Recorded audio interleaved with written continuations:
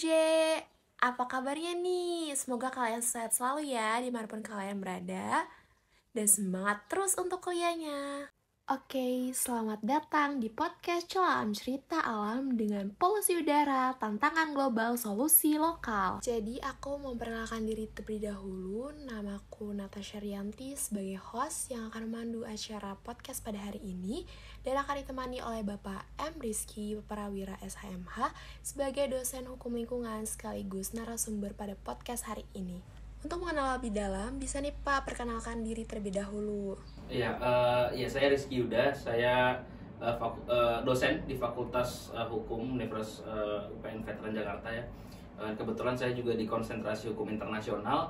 Nah, salah satunya yang saya dalami atau saya isunya itu ya terkait hukum lingkungan juga kebetulan. Mengenal ya Pak, semoga kita bisa mengenal lebih dalam lagi. Mungkin di sini aku mau cerita sedikit dulu kali ya, kenapa aku milih polusi udara, tantangan global solusi lokal. Jadi di sini kan sekarang tuh udah marak banget ya Pak polusi udara. Bahkan kayak udah ada yang dirumahkan, setahu aku sih kayak udah ada PJJ atau pembelajaran jarak jauh ya kan. Terus kayak dan polusi udara ini udah mengglobal gitu bisa dibilang. Dan kayak untuk menanggulanginya mungkin ada solusi-solusi lokal dulu, baru nanti bisa mengarah ke global gitu Pak. Dan untuk tema pada hari ini juga bertepatan pada tanggal 22 September itu ada Hari Bebas Kendaraan Bermotor, mungkin bisa disambungkan. Dan untuk tema kali ini bisa disambungkan juga dengan matkul yang Bapak ajarkan hukum lingkungan ya Pak. Pertama-tama untuk kata polusi udara ini mungkin familiar sekali untuk kita dengarkan, mungkin teman-teman juga pernah dengar, dan mungkin kita bisa lebih tahu lagi nih polusi udara itu apa menurut pandangan Bapak. Ya, sebenarnya kalau berbicara soal ini ya, polusi udara itu kan bisa dianggap sebagai bagian dari pengerusakan lingkungan ya. Jadi kan di Undang-Undang tentang Pengelolaan Lingkungan Hidup, terus juga ada di peraturan pemerintah turunannya itu nomor 22 tahun 2021 tentang penyelenggaraan lingkungan hidup, penyelenggaraan dan perlindungan dan pengelolaan lingkungan hidup. Itu pengerusakan lingkungan itu kan dia sebenarnya tindakan yang menimbulkan adanya perubahan langsung atau tidak langsung terhadap sifat fisik, kimia dan atau hayati lingkungan hidup. Yang dimana perubahan tersebut dianggap melampaui kriteria baku atau kerusakan lingkungan hidup. Jadi ada ketentuan standar apakah sebuah situasi itu dianggap sebagai kerusakan lingkungan hidup. Jadi memang ada bentuk angka bentuknya ya.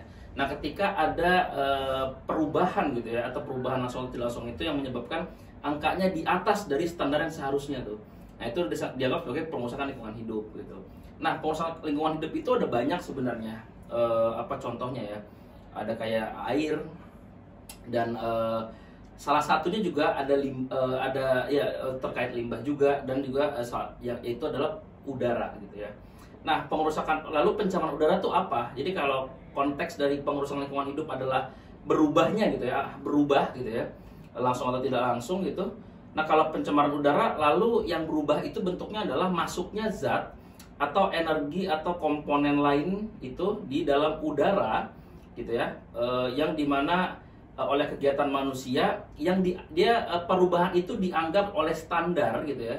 Jadi istilahnya kalau standar apakah sebuah udara itu tercemar atau tidak itu ada istilahnya baku mutu udara ambien atau BMUA atau baku mutu udara ambien aja sebutnya. Nah, itu kayak standar apakah udara itu dianggap polusi atau udara itu dianggap sudah sesuai standar untuk bisa dihirup gitu ya. Nah, ketika itu dianggap sudah melewati standar ketentuan, maka dia itu dianggap sebagai pengerusakan udara. Jadi pada dasarnya pengerusakan lingkungan itu adalah berubahnya gitu ya, dalam konteks fisik, kimia, hayati lingkungan yang dianggap sudah melewati standar apakah itu lingkungan baik-baik saja atau rusak. Nah, kalau udara itu dia sama gitu ya, tapi dalam hal ini masuknya zat, energi atau komponen yang dimana perubahan itu melebihi ketentuan atau batas standar. Intinya ada perubahan, tapi perubahannya pastinya jelek gitu ya. Yang kenapa dibilang jelek? Karena dianggap melebihi standar sudah ditentukan. Kalau dia kan baku mutu udara ambien tadi. Oke, terima kasih Pak untuk jawabannya. Mungkin aku bisa highlight ya teman-teman tentang polusi udara ini itu apa. Polusi udara ini adalah perusahaan lingkungan. Jadi kayak ada zat-zat yang masuk ke dalam lingkungan itu sendiri yang mungkin ada standarnya gitu, di atas standar yang sudah ditentukan oleh suatu hukum. Mungkin tadi Bapak udah sebutkan tentang zat-zat yang masuk ke udara ini yang bisa menyebabkan polusi udara ini apa. Mungkin Bapak bisa tolong sebutkan apa-apa aja itu mungkin Pak, biar teman-teman juga tahu. Iya. Oke, sebelumnya sebenarnya terminologi itu definisi tadi sebenarnya tidak merujuk ke polusi lingkungan, polusi udara spesifik, tapi dia bentuknya adalah kerusakan gitu, pencemaran udara intinya, walaupun memang salah satu bentuknya polusi udara ya gitu. Nah, kalau apa saja zat atau energi gitu yang dia masuk atau terkontaminasi dan dianggap pencemaran udara gitu ya, contohnya adalah karbon monoksida gitu ya, terus juga ada zat-zat sulfur lainnya gitu yang bisa berasal dari kendaraan, bisa berasal dari kegiatan industri dan lain. Jadi zat-zat tersebut gitu ya yang ketika bercampur dengan udara bisa mempengaruhi kualitas udara, yang dimana akan mempengaruhi kesehatan juga, dan juga bisa mempengaruhi mempengaruhi kepada pihak-pihak yang rentan, misalnya kayak bayi misalnya, atau orang dengan penyakit tertentu, atau lansia misalnya. Jadi zat itu yang membuat kontaminasi dan dia berefek gitu, intinya efeknya efek negatif gitu, dan mungkin juga dalam hal ini bisa berpengaruh terhadap lapisan ozon gitu ya dan lain. Jadi memang efeknya efek negatif ya dalam hal ini. Mungkin aku bisa highlight juga untuk sumber-sumber dari polusi udara ini. Mungkin kayak tadi contohnya udah yang Bapak sebutkan, karbon monoksida, dan mungkin untuk bahan-bahan yang akan mempengaruhi terhadap kesehatan kita sebagai manusia. Ya mungkin seperti itu. Mungkin Pak, tadi kan udah disebutin tentang pencemaran udara, terus sumber-sumbernya juga udah Bapak sebutkan. Mungkin tadi juga udah diklik dikit untuk dampaknya, yaitu terhadap mungkin kesehatan bayi, kesehatan kita juga. Mungkin ada lagi nggak sih Pak dampak-dampak yang kayak lebih berbahaya mungkin? Jadi kita kalau mau berbicara soal dampak dari polusi udara itu kan sebenarnya melihatnya tidak bisa parsial ya, tidak bisa melihat dari udara jelek berarti orang jadi sakit gitu ya. Kita bisa melihat adanya kayak efek domino. Kalau efek domino itu kan satu runtuh belakang runtuh juga kan. Nah, kita berbicara satu dalam hal ini konteks soal kesehatan gitu ya. Apabila polusi udara itu sebegitu situasinya berbahaya dan sudah tidak terkontrol dikhawatirkannya, maka dia akan berefek ke kesehatan. Nah, apa aja gitu kesehatan yang bisa kena ini kalau kita lihat, jadi tahun 2019 lalu situasi polusi udara ini sempat digugat gitu ya oleh beberapa masyarakat sipil melalui citizen lawsuit, dan sudah diputus di tahun 2021 gitu ya. Nah, di situ di putusan itu kita bisa lihat hakim itu menyetujui gugatan atau dalil atau apa yang disampaikan oleh penggugat gitu ya, bahwa polusi udara ini benar-benar terbukti memang menyebabkan pada kesehatan, yaitu meningkatkan resiko pada penyakit tertentu gitu, kayak ISPA gitu ya. ISPA itu infeksi saluran pernafasan gitu ya.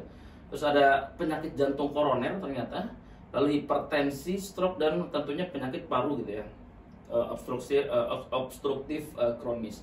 Nah, artinya apa? Ketika udara itu membuat orang jadi meningkat resikonya orang terkena penyakit tersebut, maka kita lihat ada dua subjek gitu. Ada orang yang tadinya tidak punya penyakit, artinya jadi bisa gitu ya, terefek. Yang kedua, orang sudah punya penyakit itu jadi lebih parah. Ketika tingkat kesehatan atau orang akhirnya banyak yang kena penyakit karena polusi udara, maka ada efek kebutuhan untuk fasilitas kesehatan itu tinggi. Nah, pertanyaannya adalah apakah ketika orang dengan penyakit-penyakit akibat polusi udara itu dia membutuhkan fasilitas kesehatan dalam waktu bersamaan, apa kita punya fasilitas kesehatan yang cukup? Kita nggak usah jauh-jauh, waktu COVID kemarin kita bahkan pernah ada di titik di mana fasilitas kesehatan kita tidak memadai untuk orang bisa isolasi atau mendapatkan penanganan. Bahkan kita bisa lihat ada beberapa kasus yang meninggal karena meninggalnya mungkin bisa terselamatkan ketika dia bisa dapat pertolongan segera. Tapi waktu COVID ada yang jadi meninggal karena tidak mendapat pertolongan karena situasinya orang udah penuh. Sekarang kita ganti dengan kesehatan tadi, efek tadi, penyakit tadi, dan orang yang makin banyak dan misalnya dan sudah banyak udah gitu bersamaan gitu ya. Lalu kita belum berbicara sama orang-orang yang sifatnya rentan kayak anak bayi misalnya. Lalu ada orang tua atau orang dengan punya penyakit. Misalnya orang dengan AIDS itu kan biasanya punya tuberkulosis ya kan. Nanti kalau misalnya di-traffic gimana? Artinya akan ada banyak orang yang membutuhkan pelayanan fasilitas. Kalau dalam hal ini orang makin banyak gitu, makin besar jumlahnya, maka itu saya tidak bisa membayangkan bagaimana pelayanannya gitu. Saya sih berharap pelayanan kita udah cukup memadai, tapi kan bukankah kalau kita sehat itu kan jauh lebih baik ya. Nah itu yang maksud saya bilang ada efek domino di sana. Jadi bukan soal kesehatan, tapi juga kita lihat setelahnya. Yang kedua, masih ngomong soal kesehatan. Ketika orang-orang banyak yang sakit dan butuh perawatan, artinya ada kalau dalam jumlah besar, artinya ada kegiatan perekonomian yang mau tidak mau terhambat. Bayangin aja kalau dalam UMKM tertentu gitu ya, mereka setengahnya aja kena gitu, artinya setengahnya tidak jadi berjualan. Artinya ada putaran perekonomian tidak terjadi di area itu. Nah kalau ini makin besar lagi, saya tidak bisa membayangkan bagaimana perputaran ekonomi. Kita belum bicara ngomongin hal lebih besar lagi. Atau jadi orang banyak yang masuk ke kantor gitu ya, orang jadi absen, atau misalnya dalam konteks universitas dosen jadi nggak bisa kerja gitu. Itu kan walaupun memang itu di titik ekstrim memang, tapi kan apakah mungkin kita di titik sana? Mungkin saja kalau hal ini nggak bisa ditanggulangi. Jadi efeknya memang efek domino. Jadi memang bisa aja nggak langsung ke ekonomi, tapi karena ngomong kesehatan bisa ke ekonomi juga gitu ya. Belum lagi bagaimana dengan mungkin ada orang dengan investasi mencoba berinvestasi ke Indonesia tapi punya visi misi soal lingkungan hidup, ngelihat situasi di udaranya mungkin nggak jadi investasi takutnya gitu ya. Atau ada kegiatan-kegiatan yang bisa kita mungkin jadi tuan rumah gitu ya di sebuah perhelatan olahraga tertentu, jadi nggak mau kan situasi udaranya nggak kontrol. Atau kita ada jadi tuan rumah di acara internasional jadi nggak jadi gitu ya. Jadi ada banyak potensi, ada selain efek domino tadi, potensi yang mungkin aja jadi terugikan karena situasi polusi udara ini, mengingat masalahnya sangat-sangat struktural dan juga ya tadi efeknya bisa efek domino itu sih. Oke, mungkin teman-teman udah dengar juga kan, untuk dari dampaknya ini nggak dirasain oleh satu bidang, tapi mungkin bisa kayak dari kesehatan dulu, dari kesehatan bisa memacu ke ekonomi, dan juga udah dijelasin oleh Bapak Rizky tadi untuk dampaknya itu bisa berdampak kepada investasi. Pada akhirnya polusi udara kan impact-nya itu banyak ke banyak aspek ya. Jadi yang tadi saya sebutkan dan lengkapi Mbaknya juga itu kan bagian dari aspek aja gitu. Jadi udah masih banyak lagi sebenarnya. Jika tadi ada yang efek langsung domino sama efek potensi itu tadi. Kalau saya lihat dari 3 jenis kerugiannya gitu sih. Oke, terima kasih Pak. Mungkin tadi udah disebutkan dampak-dampak yang domino dan lain-lainnya. Mungkin bisa dikasih tahu juga nih Pak untuk teman-teman semuanya supaya tidak mencapai hal itu gimana sih Pak? Ya, saya pikir penting bahwa kita updating situasi itu penting banget gitu. Jadi langkah pertama dari sebuah perubahan dari status quo itu kan yang pertama sadar dulu kalau yang sekarang itu ada masalahnya gitu ya. Karena kalau misalnya kita nggak sadar gitu kan itu adalah langkah paling basic kan. Nah, kalau kita berbicara soal polusi udara gitu ya, kita harus sadar gitu bahwa situasi sekarang mungkin yang kita tahu mungkin selama ini udara di Jakarta itu misalnya di DKI Jakarta aja masuk salah satu yang berpolusi gitu ya, tingkat polusi cukup tinggi gitu ya. Dan tadi udah efeknya udah kita sampaikan. Nah, saya pikir penting untuk memahami apa penyebabnya. Jadi penyebabnya itu apa? Yang dimana nanti biar kita bisa screening lagi dari penyebab itu apa yang bisa kita lakukan untuk setidaknya mungkin mengurangi atau menghentikan ternyata kebiasaannya jadi penyebabnya, atau kita bisa ikut menyampaikan bahwa ada penyebab. Jadi kalau kita lihat gitu ya dari data dari Breathe Easy Jakarta gitu ya, bahwa menurut dari data Breathe Easy Jakarta itu penyebab dari polusi udara yang terjadi itu kontributor utama itu datang dari emisi partikulat atau debu di Jakarta yang berasal dari satu knalpot kendaraan bermotor, yang kedua debu jalanan dan kegiatan industri. Lalu kalau dari emisi sulfur itu kendaraan bermotor di Jakarta juga lebih tinggi gitu ya. Bahkan dibandingkan dengan negara lain seperti negara kota New Delhi yang di India dan juga kota di Beijing yang di Cina. Yang dimana kedua kota tersebut kesamaannya adalah dia punya kepadatan penduduk ya. Yang artinya kalau kepadatan padat penduduk itu erat sekali sama kegiatan transportasinya yang cukup tinggi. Nah, artinya apa? Kita artinya ketika kita tahu penyebabnya gitu, penyebab soal kendaraan bermotor, debu di jalan dan kegiatan industri itu, kita jadi bisa tahu setidaknya, artinya apa? Kita bisa tahu yang bisa kita lakukan dalam konteks orang perorangan. Berarti kita bisa merubah kultur sebenarnya. Jadi misalnya gitu ya, misalnya kayak datang ke kampus itu dimaksimalkan penggunaan transportasi umum gitu ya. Kan di Jakarta ada KRL, ada LRT, kita ada busway dan lain-lain. Lalu juga mengurangi kalau misalnya dalam bisa untuk barang di satu mobil bisa 4 dimaksimalkan gitu ya, itu bisa juga dilakuin gitu. Terus juga dalam hal ini itu dari hal yang bisa kita ubah gitu. Yang kedua, saya pikir penting setelah tahu penyebabnya kita semua menyuarakan soal concern atau kekhawatiran kita terkait hal-hal penyebab ini, karena dalam konteks knalpot kendaraan bermotor itu kan salah satu jadi masalahnya adalah soal selain kesadaran adalah bagaimana situasi, balik lagi ya soal transportasi publik apakah sudah cukup memadai apa belum gitu. Saya pikir teman-teman yang pernah naik transportasi publik salah satu yang jadi concernnya kan mungkin terlalu deket-deketan gitu ya, atau nggak nyaman gitu ya, berdiri capek dan lain-lain. Saya pikir ini bisa teman-teman suarakan juga bahwa kalau transportasi publiknya bisa dibuat banyak pilihan, lalu dimaksimalkan dan ada jaminan keselamatan terkait keselamatan dari potensi kekerasan seksual misalnya, atau potensi hilang barang, atau potensi segala macam yang nggak nyaman, itu dipastikan dijamin tidak ada gitu. Saya pikir orang-orang akan jadi lebih semakin tertarik menggunakan transportasi umum. Saya pikir yang jadi permasalahannya ketika ada yang berbicara kalau gitu kita harus dimaksimalkan soal jalan kaki. Lah pertanyaannya adalah kalau situasi sekarang udaranya kotor, panas lagi dan kita dipaksa jalan kaki, belum lagi ada beberapa tempat yang trotoarnya misalnya hak pejalan kakinya nggak dipenuhi, terus kenapa kita orang jadi malas kan jalan kaki kan gitu. Jadi maksud saya situasi kayak gitu selain kita merubah kebiasaan, tapi ada andil atau ada masalah yang ditimbulkan karena belum maksimalnya negara memberikan fasilitas gitu. Peran negara di sana belum maksimal, dan saya pikir ada kalanya kita semua harus menyampaikan bahwa ini ada masalah gitu terkait itu gitu. Belum lagi kita ngomongin soal kegiatan industri.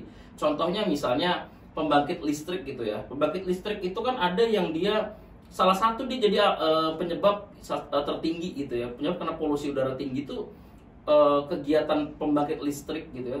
Yang pembangkit listrik yang mengeluarkan emisi atau menyumbangkan polusi udara di situ. Tidak hanya di Jakarta, tapi di wilayah-wilayah yang menyangga Jakarta. Contohnya Jawa Barat sama Banten dalam hal ini. Nah, jadi saya pikir kalau kita bisa minta ke pemerintah untuk memikirkan energi pembangkit listrik dengan energi alternatif. Misalnya pembangkit listrik dengan tenaga surya misalnya, dan itu sudah teruji. Terlepas dari memang masih ada masalah kalau dari soal cost-nya gitu ya. Cuman itu tadi kita bisa minta pemerintah, ya itu kan tugasnya pemerintah gitu ya, untuk memastikan keefektivitas ini. Dan kita kan nggak mungkin terus menerus ada di situasi kayak gini. Kita kan apa kita harus menunggu sampai titik ekstrim yang pertama tadi kita sebutkan terjadi kan? Nggak juga gitu ya. Kita nggak mau ada di sana, nggak mau orang kita semua sakit berbarengan dan sampai fasilitas kesehatannya nggak bisa nampung gitu. Jadi paham soal penyebab, ya lalu setelah paham lalu kita rubah mindset apa yang bisa kita rubah gitu ya. Yang kedua, dan ini paling penting adalah yang bersuara ke pemerintah bahwa apa kesalahan mereka, apa kekurangan mereka, dan apa permintaan kita. Karena itu tadi sebagai warga negara itu hak kita sebenarnya minta hal-hal tersebut ke negara. Oke, mungkin tadi dari teman-teman lihat juga apa yang sudah Pak Rizky jelaskan. Mungkin kita harus tahu dulu penyebabnya apa, terus baru kita bisa menyuarakan juga ke pemerintah, karena kita sebagai warga negara pasti punya hak untuk menyuarakan itu. Ya, untuk selanjutnya mungkin terkait dengan hukum lingkungan sendiri nih Pak. terkait tentang yang tadi kayak emisi dari kendaraan bermotor dan lain-lainnya itu ada keterkaitan gak sih Pak lingkungan terhadap itu? Oh tentu aja ya. Jadi yang menarik dari putusan di tahun 2021 kemarin itu, gitu ya, ada salah satu ketentuan hukum ini, salah satu artinya ada yang lagi yang lain sebenarnya. Tapi kan kalau kita jabarkan di sini kayaknya nggak akan habis-habis. Cuma salah satu coba saya mau point out gitu ya, permasalahan mengenai baku mutu udara ambien ya. Jadi kan tadi saya sempat singgung di awal bahwa apakah sebuah pencemaran itu terjadi ketika ada pertemuan zat itu membuat di atas baku mutu tadi gitu ya, atau tidak sesuai standar. Nah, dalam putusan tahun 2021 gitu ya, para hakim itu waktu dari gugatan polusi udara itu hakim itu sepakat bahwa soal baku mutu udara ambien yang menjadi standar apakah sebuah situasi udara itu dianggap tercemar atau tidak, itu standarnya belum sesuai dengan WHO atau World Health Organization gitu ya. Jadi WHO itu penetapan baku mutu udara ambien itu harusnya sesuai dengan bukti saintifik dan juga harus pertimbangan kesehatan masyarakat. Tapi tidak hanya dua itu, menurut WHO ada lagi yang harus yang harus dipertimbangkan, yaitu melihat pada sisi cost benefit atau cost effectiveness gitu. Artinya apa? Selain melihat apakah udara dengan standar ini bisa membuat seseorang punya penyakit gitu, atau bukti saintifik lainnya atau parameter atau diukur itu bisa itu sebenarnya ngelihat partikelnya. Tapi ngelihat juga cost benefit atau cost effectiveness. Yang saya bilang tadi, kalau ada orang sakit berarti kan ekonomi terdampak, ada orang sakit artinya ada fasilitasnya terdampak dan lain-lain gitu. Artinya ada banyak aspek lain yang efek domino tadi. Nah, saat ini gitu ya, bahwa ketentuan baku mutu udara ambien itu masih dianggap belum, itu kalau nggak salah di tahun 2019, saya lupa itu di tahun berapa terakhir, dan itu melalui putusan itu disampaikan bahwa harus diupdate standarnya. Jadi standar harus diupdate dan harus disesuaikan dengan standar WHO yang saya bilang tadi sebelumnya. Makanya penetapan baku mutu udara ambien itu yang harus diperhatikan oleh pemerintah. Yang pertama adalah identifikasi dan pemilihan polutan yang diatur dalam peraturan perundang-undangan. Jadi diidentifikasi dulu tuh. Habis itu setelah diidentifikasi diatur dalam peraturan perundang-undangan gitu ya. Habis itu nilai standar dan bentuk angka setiap polutan atau proses pengambilan keputusan untuk menetapkan standar yang tepat, metode deteksi dan pemantauan. Lalu adanya tindakan diambil untuk mengimplementasi standar seperti jangka waktu penataan standar, langkah-langkah untuk pengontrol emisi gitu ya, dan mengidentifikasi penegak hukum yang bertanggung jawab atas penataan baku mutu udara ambien gitu. Jadi standar-standar itu diatur ya dalam ketentuan peraturan pemerintah, dan juga dianggap standar itu belum sepenuhnya memenuhi ketentuan dari WHO gitu ya, dan diminta untuk segera dibuat ketentuan baru untuk memenuhi standar WHO itu tersebut. Apa efeknya kalau itu udah di-update standar tadi, maka kita punya standar yang tinggi soal soal polusi udara. Jadi lebih ketat gitu. Jadi ketika situasi kayak gini, oke, ini polusi udara gitu. Jadi kita harus seperti apa? Jadi biar lebih ketat dan kita semua lebih aware. Yang kedua, ada kejelasan bahwa kalau polusi udaranya tinggi, lalu siapa penegak hukumnya? Siapa yang harus nyentil orang-orang, atau siapa yang bisa memberikan sanksi misalnya gitu untuk beberapa orang yang jelas-jelas sudah terbukti memberikan efek secara langsung. Lalu selanjutnya kita bisa lihat juga apa langkah cepatnya yang harus bisa kita lakukan gitu ya. Jadi itu kan salah satu aja gitu bentuk hukumnya. Kalau kita ngomongin teori sama standarnya, dia diatur juga di undang-undang undang-undang PPLH ya, perlindungan dan pengelolaan lingkungan hidup gitu diatur. Dan ada banyak, karena lingkungan itu ketentuannya tuh nggak diatur di satu undang-undang itu aja, tapi diatur di banyak undang-undang lainnya, dia beririsan juga. Lalu juga ada peraturan turunannya, peraturan teknisnya, peraturan menterinya, itu ada semua gitu. Okay. Salah satunya tadi. Panjang juga ya teman-teman. Mungkin tadi kan udah jelasin tentang kayak emisi kendaraan motor. Kemarin tuh sempat aku tahu juga kayak ada pemeriksaan gitu ya, misalnya kayak pemeriksaan terhadap kayak knalpot kendaraan motor itu mungkin apakah ada efeknya gitu terhadap polusi udara ini menurut Bapak seperti apa? Oke. Saya pikir pastinya kalau punya dampak sih pasti punya ya. Setiap bentuk apa yang dilakukan oleh negara melalui pemerintah sebagai penyelenggaranya dan atau penegak hukumnya itu pasti punya dampak. Tapi kan pertanyaannya dampaknya kemana? Apakah dampak yang diharapkan, yang ideal, atau dampaknya sebaliknya? Atau dampaknya justru mungkin ke arah yang ideal, tapi sejauh mana gitu? Apakah masuknya ke ideal? Apakah ya dikit bang dan lain-lain? Nah kalau dalam konteks tadi ada soal razia apa namanya knalpot ya. Knalpot itu kan mau dilihat soalnya karena gini, kendaraan bermotor punya standar bagaimana apa saja yang ada di apa sih istilahnya komponennya ya dalam sebuah kendaraan bermotor. Ketika ada yang termasuk knalpot kan punya standar. Jadi biar apa? Biar memastikan tidak menyebabkan polusi udara yang terlalu berlebihan, bisa juga polusi suara dan lain-lain intinya. Nah saya pikir dengan adanya razia tersebut itu jadi salah satu langkah yang cukup baik sebenarnya gitu ya. Kita harus fair lah. Itu langkah yang cukup baik gitu bahwa itu untuk apa memastikan setiap kendaraan bermotor punya standar. Biar apa? Biar standarnya tidak semakin memperparah situasi polusi. Tapi permasalahannya apakah efektif? Saya nggak tahu apakah efektif apa enggak. Kalau seandainya razia itu dilakukan, berapa banyak razia dilakukan? Apakah di setiap titik gitu ya? Terus setelah setiap titik bagaimana intensitasnya? Apakah seminggu sekali, 2 minggu sekali? Apakah cuma pada saat itu? Saya nggak tahu kebetulan. Jadi lalu setelah itu misalnya ada orang di razia misalnya gitu ya, ditertibkan knalpotnya mungkin beberapa ada yang disita mungkin atau seperti apa penegakan hukumnya. Lalu pertanyaannya, lalu knalpotnya mau diapakan? Lalu motornya ini terlalu seperti apa? Apakah ada jaminan bahwa orang yang sama tidak akan mengganti dengan knalpot jenis yang sama misalnya? Jadi ini kan terlepas dari proses yang disampaikan tadi, pertanyaannya soal efektivitasnya dalam konteks ini. Mungkin ini dari satu atau dari sekian banyak gitu ya yang bisa dilakukan. Cuman kalau kita relying gitu, kita bergantung pada satu hal itu, saya agak mungkin menurut saya perlu ada langkah yang lainnya, nggak bisa itu aja gitu ya. Jadi itu tadi pertanyaannya, saya pikir bagus arahnya, tapi tetap aja pertanyaan apakah efektif? Saya nggak tahu efektif apa kalau kayak gitu ya, berdasarkan hal yang tadi gitu. Apakah modelnya mau itu terus, mau modelnya di razia kayak gitu ya.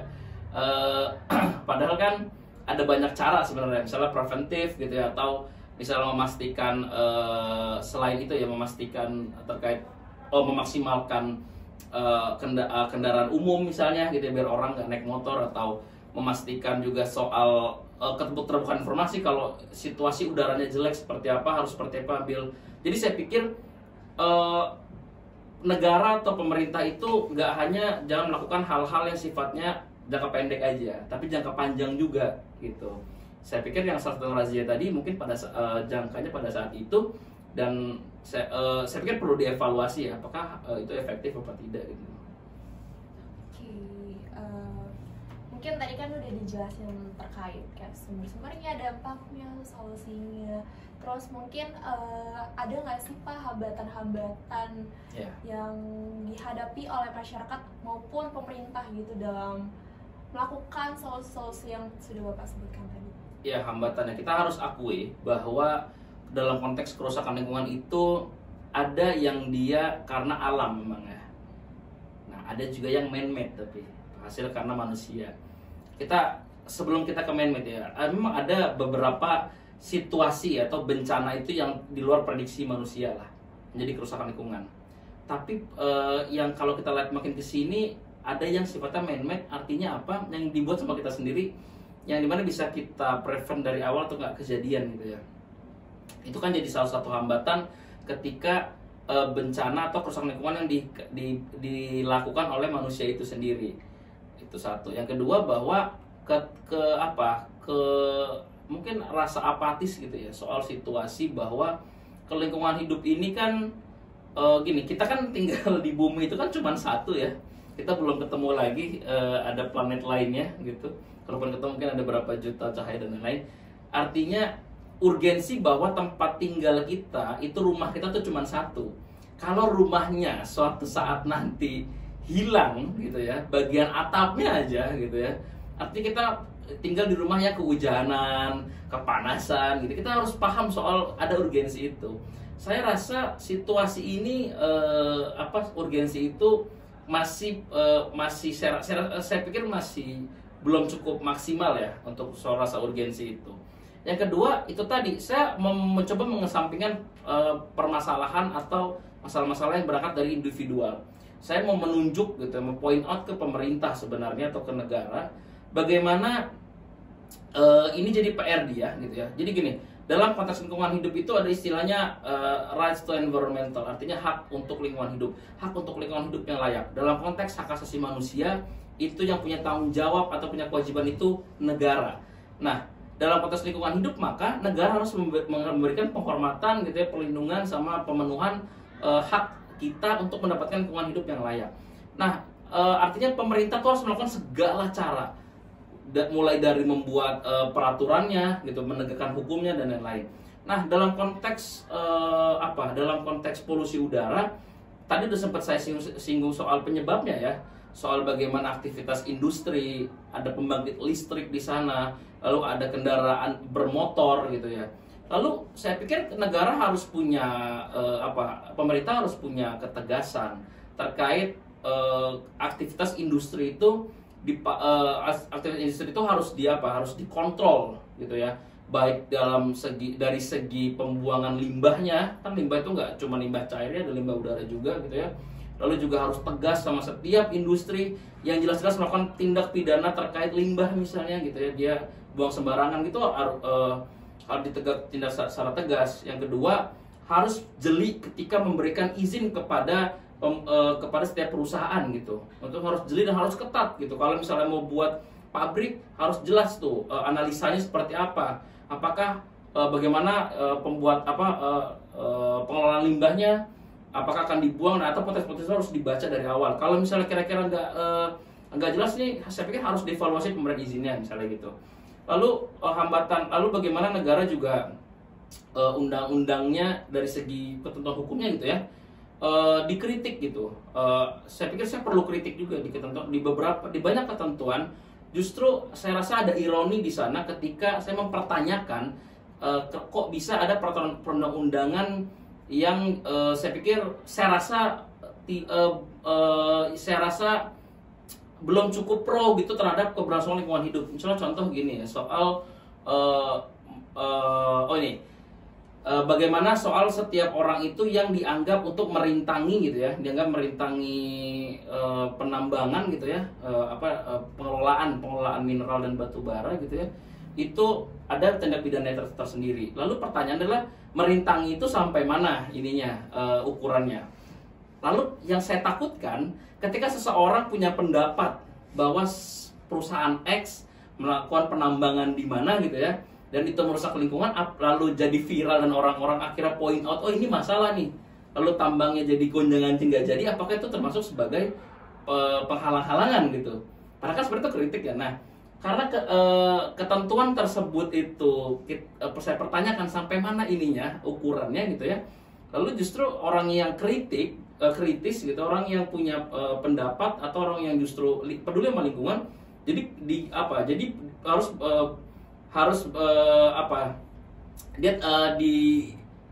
harus menerima ancaman dia bisa dipidana gitu. Padahal dia cuma menyampaikan pendapat yang tujuannya baik gitu ya untuk lingkungan hidup ya. Itu satu dari beberapa ketentuan di soal lingkungan hidup yang sebenarnya saya pertanyakan kok bisa seperti ini gitu, dan saya rasa ada ironi di sana. Nah, terlepas itu yang pikir saya jadi hambatan-hambatan ya soal yang saya sih kebanyakan point outnya ke negara sama pemerintah gitu. Walaupun memang harus kita akuin permasalahan dan soal masing-masing individu, tanggung jawab itu memang tetap harus dievaluasi tanggung jawab individu kita masing-masing dalam konteks lingkungan hidup gitu ya.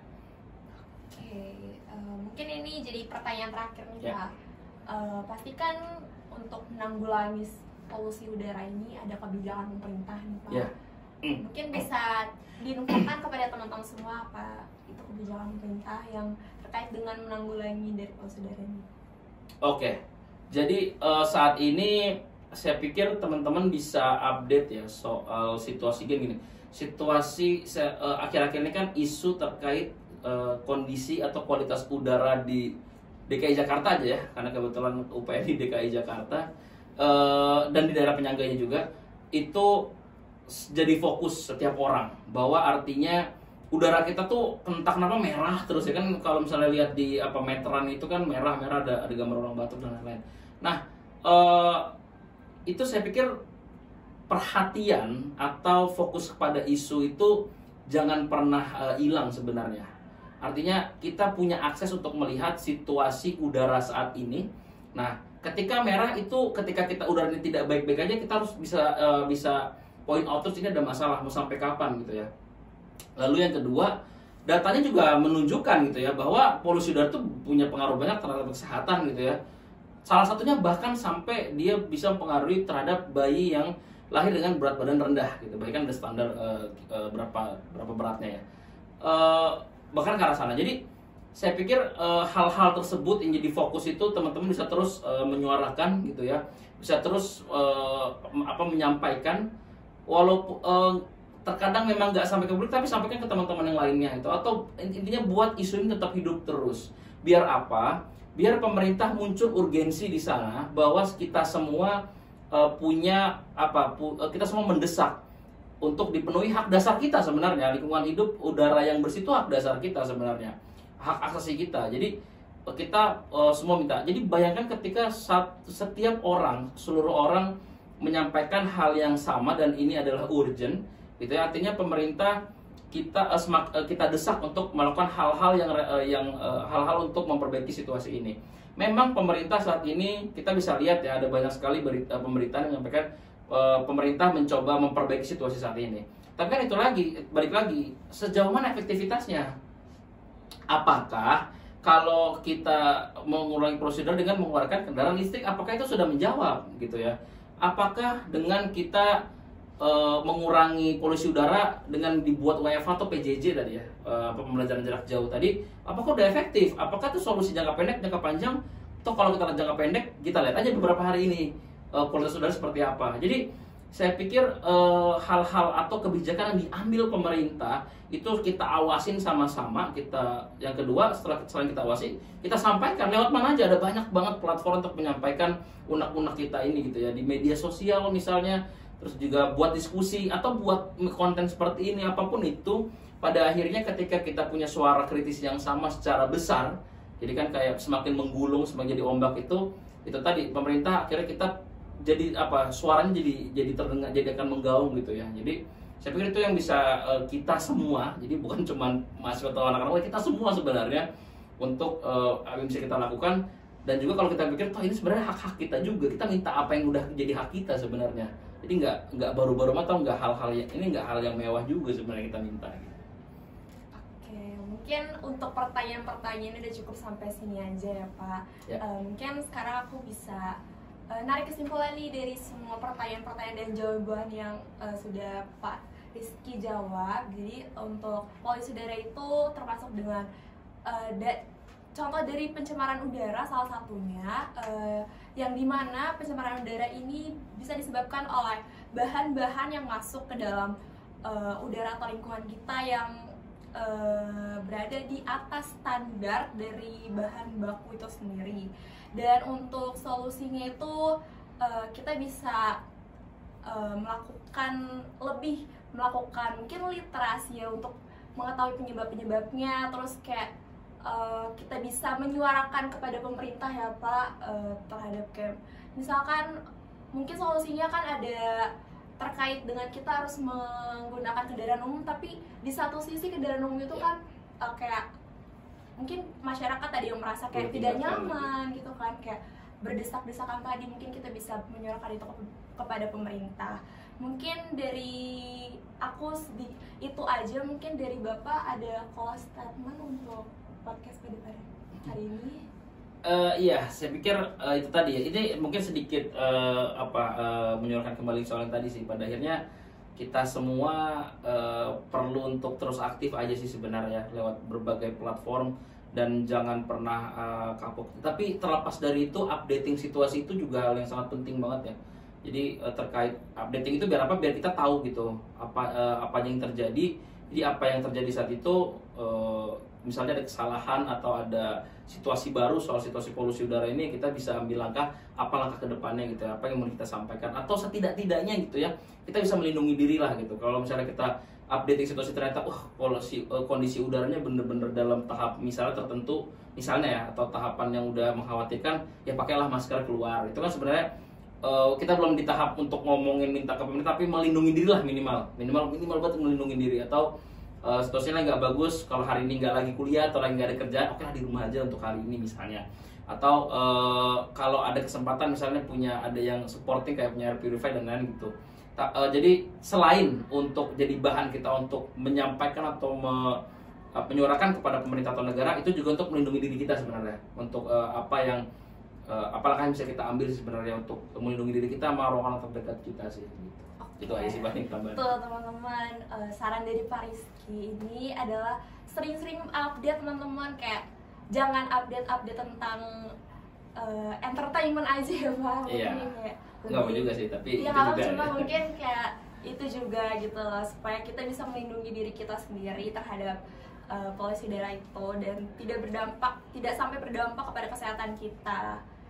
Ya mungkin terima kasih Pak Rizky udah hadir di acara podcast Shalom pada hari ini.